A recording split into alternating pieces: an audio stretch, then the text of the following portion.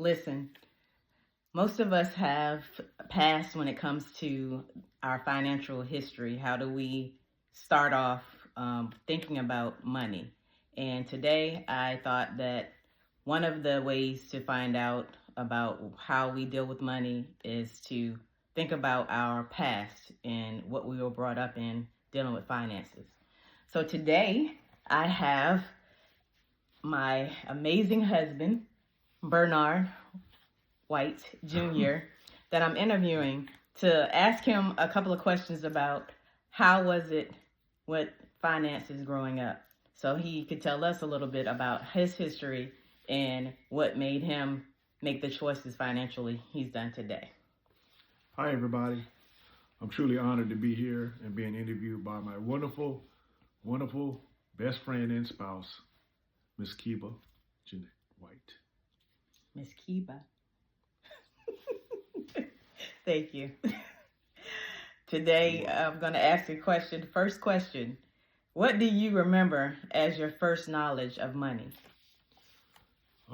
Growing up in a small city with low income, I learned a lot that money wasn't much and you had to do a lot of hard work to get it.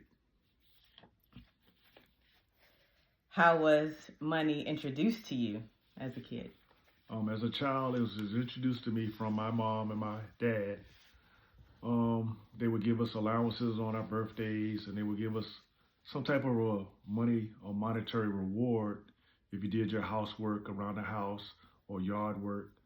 So that's how I first got interested, or it became known to me about money.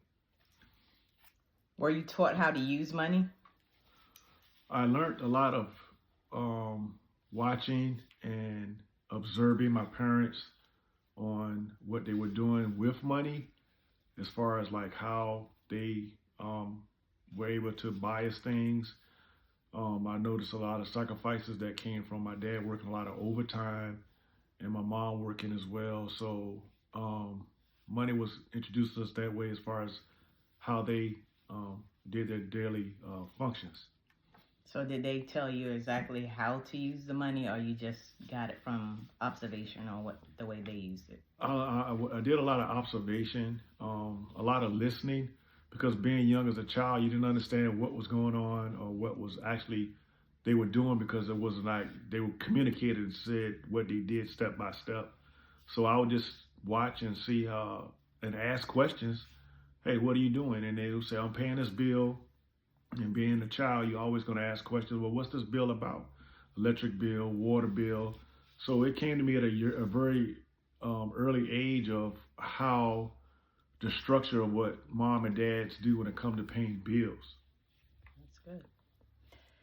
What age were you when money and work were associated together? I would say getting my first job in landscaping as a teenager, probably about maybe 11. I want to say maybe 11 years old or 12 years old. Got my first job cutting grass.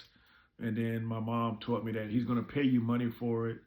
And she said that when you get money for it, it's up to you how you use it.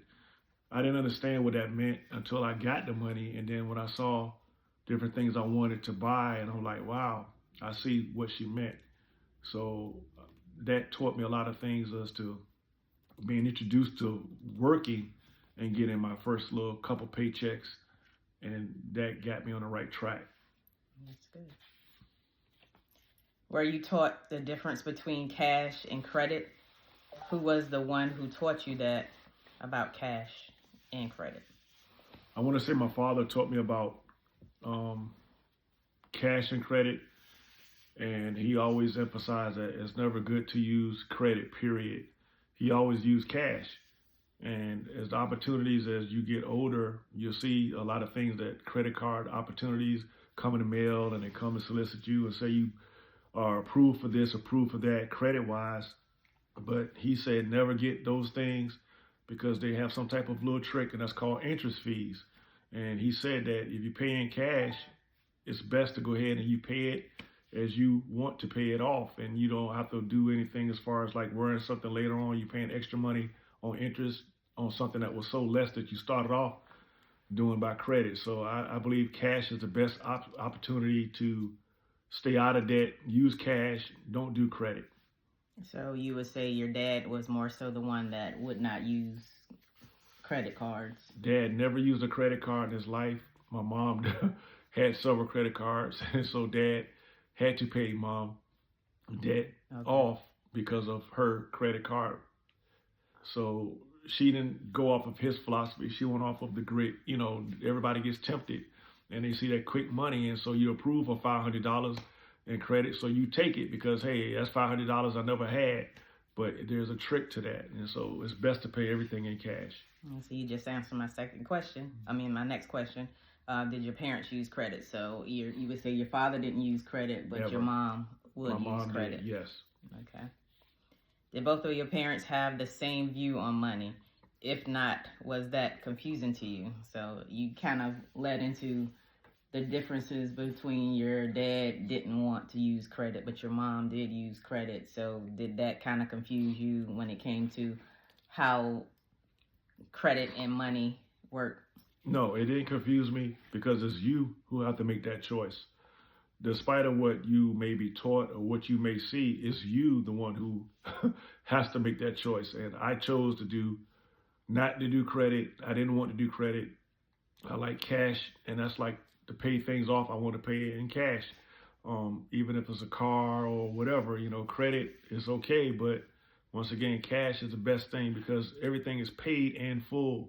Nothing lingering around with, oh man, I still got to make a monthly payment. Good. Did your childhood knowledge of credit, money, and work change now that you are that you moved financially as an adult?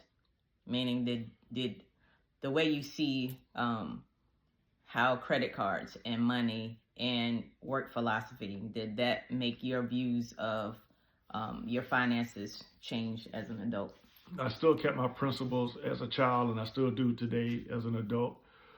The harder you work, and it's not about a lot of blood, sweat, and sacrifice. It's just I learned how to use overtime to my advantage. If you work and do overtime is that extra money you get in your paycheck that you can use to do for other things, to pay off for stuff, whatever, or to save for your wife, to save for the children if you have children.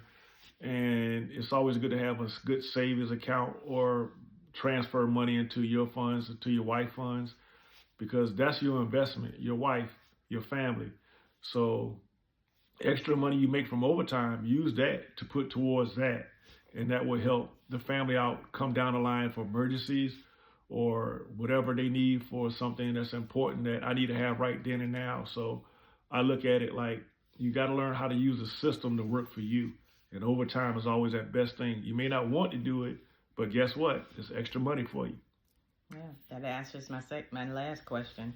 What do you know now as a mature adult about credit, money, and work that changed your views? So you basically told me, that the views on money, working the overtime, allows you the extra money to be able to pay off anything that you have to pay off and put more money aside in savings. Would you say that's pretty much what sums it up? That's pretty much correct, and that sums it up for me.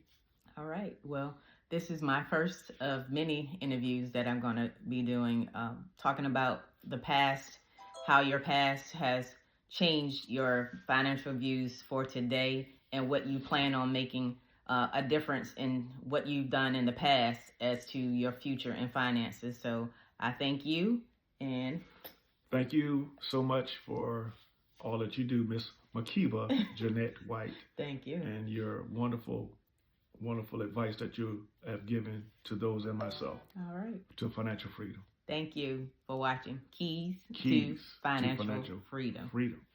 Listen.